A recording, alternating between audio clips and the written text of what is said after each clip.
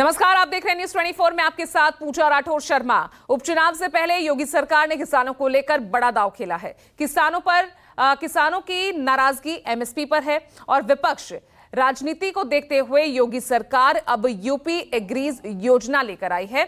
इस योजना के तहत बुंदेलखंड और पूर्वी उत्तर प्रदेश के किसानों की उत्पादकता बढ़ाने की पहल की जाएगी। ऐसे में योगी सरकार का ये कदम क्या विपक्ष के पीडीए की काट बन पाएगा? देखिए इसी पर यह खास रिपोर्ट।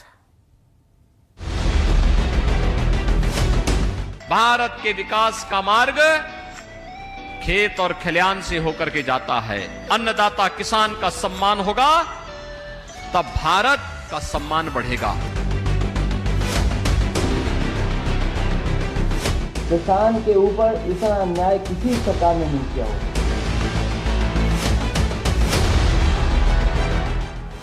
एमएसपी केवल घोषणा नहीं होगी बल्कि वास्तविक धरातल पर उसे एमएसपी का लाभ मिलता हुआ दिखाई दे।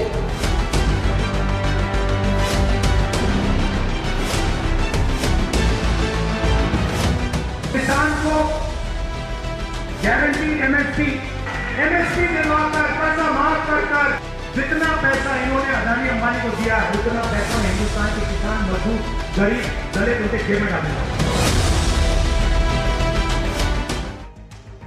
देश की राजनीति की पाठशाला कहा जाने वाला राज्य यूपी, वो सूबा जहां के कण कण में राजनीति की झलक देखने को मिलती है। उस सूबे में एक बार फिर चुनावी शोर है। 10 सीटों पर उपचुनाव होने वाले हैं। एक तरफ अखिलेश के नेतृत्व वाली इंडिया गठबंधन अपने पीडीए को धार देने में जुटी है, तो वहीं दूसरी तरफ बीजेपी पीडीए में सेंधमारी के प्लान पर काम कर रही है। और उसके लिए बीजेपी ने वो मेगा प्लान तैयार किया है जिसके सहारे उपचुनाव में जीत की इबारत लिखी जा सके। बीजेपी लगातार अपने हिंदुत्व वाले एजेंडे पर आगे बढ़ रही है, लेकिन पिछड़ा, दलित और अल्पसंख्यक यानी कि पीडीए वोट बैंक में सेंधमारी के लिए बीजेपी ने किसान कार्ड खेला है। वो अन्नदाता जिसकी कोई जात नहीं होती, लेकिन फिर भी वो सियासतदानों के लिए मोहरा हमेशा बनता है। अब इसी किसान कार्ड के सहारे बीजेपी चुनावी वैतरणी पार करने के प्लान पर काम कर रही है। दरअसल उपचुनाव से पहले किसानों को रिझाने में योगी सरकार जुटी। प्रदेश में विश्व बैंक की मदद से Uttar Pradesh agriculture growth and rural enterprise ecosystem strengthening परियोजना शुरू होगी। इसके जरिए कृषि क्षेत्र में कई नए प्रयोग होंगे। 6 साल में करीब 4000 करोड़ रुपए खर्च किया जाएगा। सेंटर ऑफ एक्सेलेंस खुलेंगे और 500 किसानों को तकनीक देखने के लिए विदेश भ्रमण कराया जाएगा। इस परियोजना में केंद्र सरकार से कोई मदद नहीं ली जाएगी। इसमें कृषि क्षेत्र से संबद्ध क्षेत्र में निवेश और उत्पादकता, नवाचार और रोजगार की दृष्टि से विकास की पर्याप्त संभावनाएं हैं और उन संभावनाओं को देखते हुए परियोजना क्षेत्र के कृषकों की आय में वृद्धि करते हुए राज्य की अर्थव्यवस्था को गति देना है और जिससे प्रत्यक्ष रूप से किसान भाई हमारे लाभान्वित होंगे।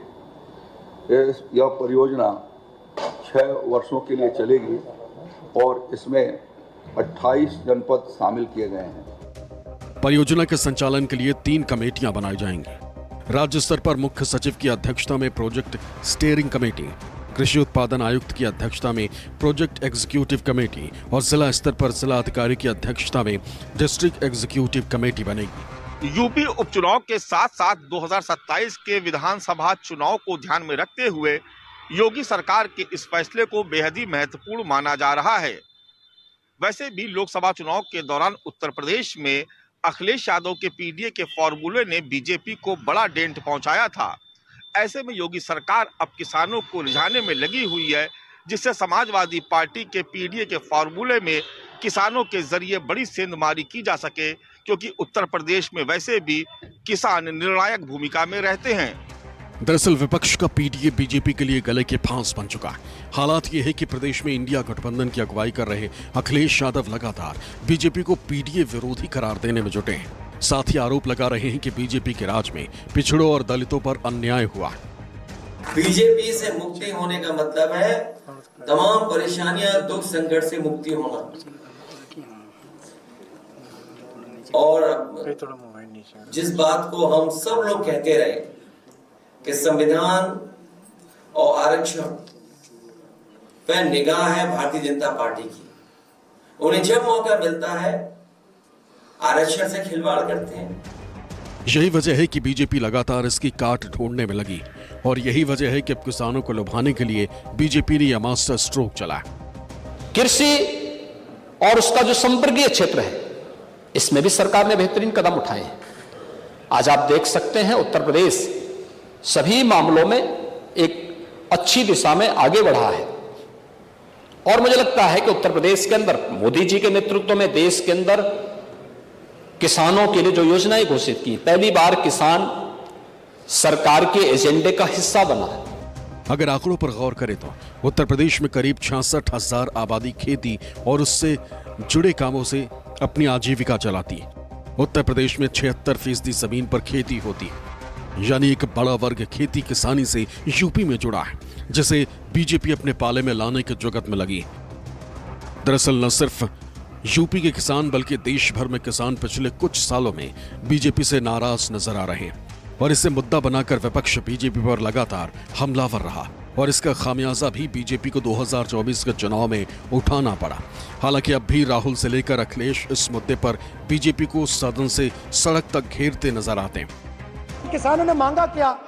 स्पीकर ने किसानों ने सिर्फ ये कहा कि अगर 16 लाख करोड़ रुपए अरबपतियों का कर्जा माफ हो सकता है तो हमारा भी थोड़ा सा कर दीजिए। किसान ने यह कहा कि हर प्रोडक्ट के लिए सही प्राइस मिलती है, हमें भी एमएसपी दे दीजिए। और आप लोगों ने कहा किसान का कर्जा माफ नहीं होगा और एमएसपी नहीं मिलेगी।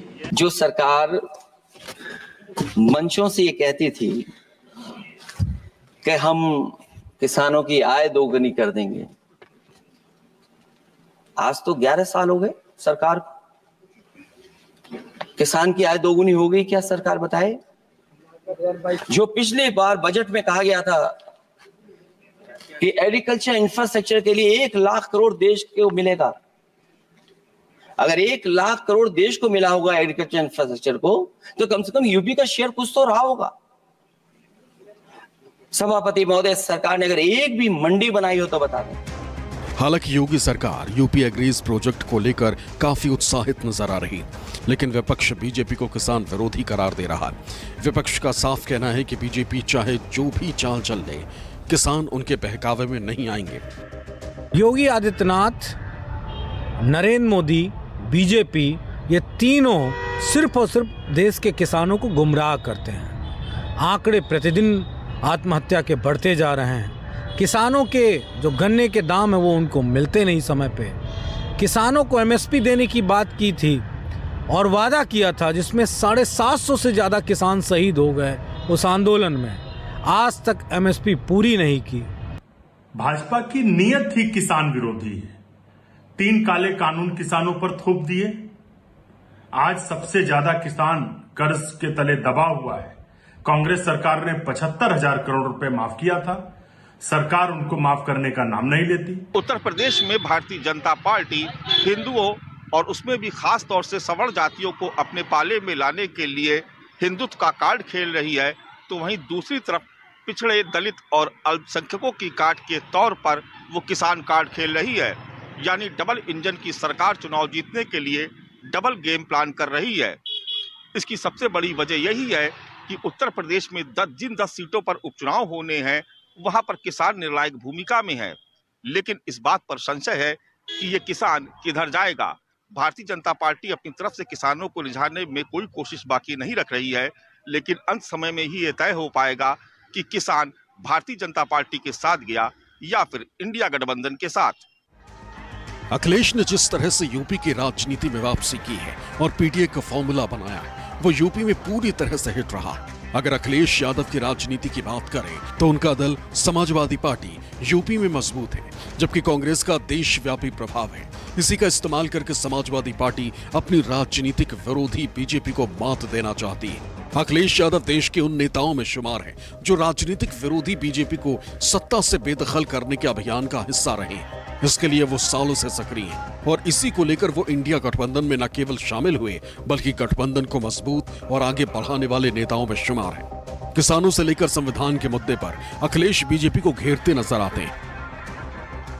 ये वही भारतीय जनता पार्टी के लोग हैं जिन्होंने किसानों को कभी भरोसा दिलाया था कि अगर सत्ता में आ जाएंगे तो कर्ज ही माफ नहीं करेंगे, बल्कि जो भी खेत में पैदा होगा उस पैदावार की कीमत बढ़ करके देंगे और ऐसा समय लाएंगे जिसमें हम आपकी आय दोगुनी कर देंगे। इधर जब से भारतीय जनता पार्टी की सरकार आई है, किसी न किसी तरीके से सबसे ज्यादा किसान और गरीब को बर्बाद किया है। एक तरफ वो लोग हैं जो संविधान को हटाना चाहते हैं, संविधान को खत्म करना चाहते हैं। हम लोग वो लोग हैं, इंडिया गठबंधन समाजवादी लोग, जो संविधान की रक्षा करना चाहते हैं। बताओ, आप लोग संविधान की रक्षा करना चाहते हो कि नहीं चाहते? ये एक तरफ संविधान के रक्षक लोग और दूसरी तरफ संविधान के भक्षक लोग हैं। उधर योगी भी लगातार विपक्ष को अपने हिंदुत्व वाले एजेंडे के तहत घेरने की जुगत में लगे हुए हैं। वो जानते हैं कि अगर यूपी उपचुनाव में जीत दर्ज करनी है तो फिर हिंदू वोट बैंक को अपने पाले में करना होगा।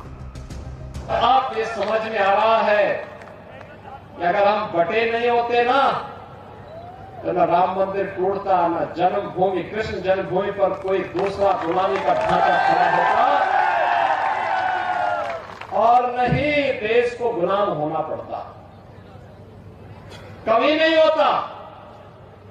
और ये मजबूत और सुदृढ़ सरकार लाइए जो कल तक राम मंदिर का विरोध कर रहे थे, कृष्ण जन्मभूमि का विरोध कर रहे थे, यही लोग सड़कों पर हरे रामा हरे कृष्णा का भजन गाते हुए दिखाई देते। वहीं योगी सरकार के इस फैसले का किसान नेता स्वागत कर रहे हैं। मैं समझता हूं कि इस पैकेज में बहुत सारी तकनीकी सुविधाएं हैं, बहुत सारी बाजार की सुविधाएं हैं और पहली बार उत्तर प्रदेश में कृषि सेज के लिए भी इन्होंने एक स्थान दिया है, बनाने का जो है इसमें प्रोविजन किया है। मैं समझता हूं कि आने वाले समय में उत्तर प्रदेश में कृषि में निश्चित तौर पर किसानों की आय बढ़ेगी। दरअसल यूपी एक किसान प्रधान राज्य है जहां की बड़ी आबादी खेती किसानी करती है। अगर आंकड़ों पर गौर करें तो उत्तर प्रदेश में कृषि उत्पादन में पूर्वी उत्तर प्रदेश का योगदान 28%, वहीं पश्चिमी उत्तर प्रदेश का योगदान 50%। यानी ये वो दो इलाके जहां खेती किसानी बड़े पैमाने पर होती है और ये दो इलाके सभी पार्टियों के लिए काफी अहम माने जाते हैं। हालांकि 2022 के विधानसभा चुनाव में बीजेपी ने इन दोनों इलाकों में अच्छा प्रदर्शन किया था, लेकिन 2024 के लोकसभा चुनाव और किसान आंदोलन के बाद वक्त और हालात दोनों बदल चुके हैं। अखिलेश ने जिस तरह से यूपी की राजनीति में वापसी की है और पीटीए का फॉर्मूला बनाया है, वो यूपी में पूरी तरह से हिट रहा। अगर अखिलेश यादव की राजनीति की बात करें तो उनका दल समाजवादी पार्टी यूपी में मजबूत है, जबकि कांग्रेस का देशव्यापी प्रभाव है। इसी का इस्तेमाल करके समाजवादी पार्टी अपनी राजनीतिक विरोधी बीजेपी को मात देना चाहती है। अखिलेश यादव देश के उन नेताओं में शुमार हैं जो राजनीतिक विरोधी बीजेपी को सत्ता से बेदखल करने के अभियान का हिस्सा रहे हैं। इसके लिए वो सालों से सक्रिय हैं और इसी को लेकर वो इंडिया गठबंधन में न केवल शामिल हुए बल्कि गठबंधन को मजबूत और आगे बढ़ाने वाले नेताओं में शुमार हैं। किसानों से लेकर संविधान के मुद्दे पर अखिलेश बीजेपी को घेरते नजर आते हैं। ये वही भारतीय जनता पार्टी के लोग हैं जिन्होंने किसानों को कभी भरोसा दिलाया था कि अगर सत्ता में आ जाएंगे तो कर्ज ही माफ नहीं करेंगे, बल्कि जो भी खेत में पैदा होगा उस पैदावार की कीमत बढ़ करके देंगे और ऐसा समय लाएंगे जिसमें हम आपकी आय दोगुनी कर देंगे। इधर जब से भारतीय जनता पार्टी की सरकार आई है, किसी न किसी तरीके से सबसे ज्यादा किसान और गरीब को बर्बाद किया है। एक तरफ वो लोग हैं जो संविधान को हटाना चाहते हैं, संविधान को खत्म करना चाहते हैं। हम लोग वो लोग हैं, इंडिया गठबंधन समाजवादी लोग, जो संविधान की रक्षा करना चाहते हैं। बताओ, आप लोग संविधान की रक्षा करना चाहते हो कि नहीं चाहते? ये एक तरफ संविधान के रक्षक लोग और दूसरी तरफ संविधान के भक्षक लोग हैं। उधर योगी भी लगातार विपक्ष को अपने हिंदुत्व वाले एजेंडे के तहत घेरने की जुगत में लगे हुए हैं। वो जानते हैं कि अगर यूपी उपचुनाव में जीत दर्ज करनी है तो फिर हिंदू वोट बैंक को अपने पाले में करना होगा। समझ में आ रहा है कि अगर हम बटे नहीं होते ना, तो न राम मंदिर टूटता, न जन्मभूमि कृष्ण जन्मभूमि पर कोई दूसरा गुलामी का ढांचा खड़ा होता, और न ही देश को गुलाम होना पड़ता, कभी नहीं होता।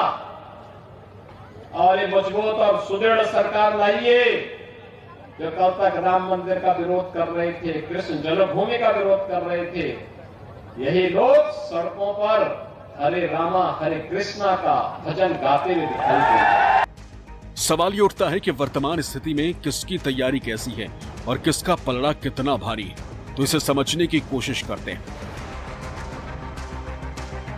अगर समाजवादी पार्टी की बात करें तो 2024 के लोकसभा चुनाव में पार्टी का प्रदर्शन शानदार रहा। वहीं बीजेपी का ग्राफ गिरा और वो 33 सीटों पर सिमट गई। अगर देखें तो अखिलेश का पीडीए फॉर्मूला हिट रहा है, तो वहीं बीजेपी को पीडीए की काट अभी तक नहीं मिल पाई। समाजवादी पार्टी जहां पिछड़ों के साथ साथ अगड़ों के वोट बैंक को साधने के काम में लगी है, तो वहीं बीजेपी के सामने अपने कोर वोट बैंक को बचाने की चुनौती है। अखिलेश लगातार सरकार के फैसलों और उनकी नीतियों को चुनौती दे रहे हैं, तो वहीं बीजेपी में आगे की रणनीति पर ही मंथन चल रहा है। यानी एक तरफ सब कुछ सही और सटीक दिशा में जाता हुआ नजर आता है, तो दूसरी तरफ उठापटक और दिशाहीनता नजर आती है। लेकिन ये भी तय है कि आने वाले विधानसभा के उपचुनाव इस दशा और दिशा में बहुत बड़ा परिवर्तन लाएंगे और सारी जद्दोजहद भी इसी को लेकर के है। वहीं योगी सरकार के इस फैसले का किसान नेता स्वागत कर रहे हैं। मैं समझता हूं कि इस पैकेज में बहुत सारी तकनीकी सुविधाएं हैं, बहुत सारी बाजार की सुविधाएं हैं, और पहली बार उत्तर प्रदेश में कृषि सेज के लिए भी इन्होंने एक स्थान जो है बनाने का जो है इसमें प्रोविजन किया है। मैं समझता हूं कि आने वाले समय में उत्तर प्रदेश में कृषि में निश्चित तौर पर किसानों की आय बढ़ेगी।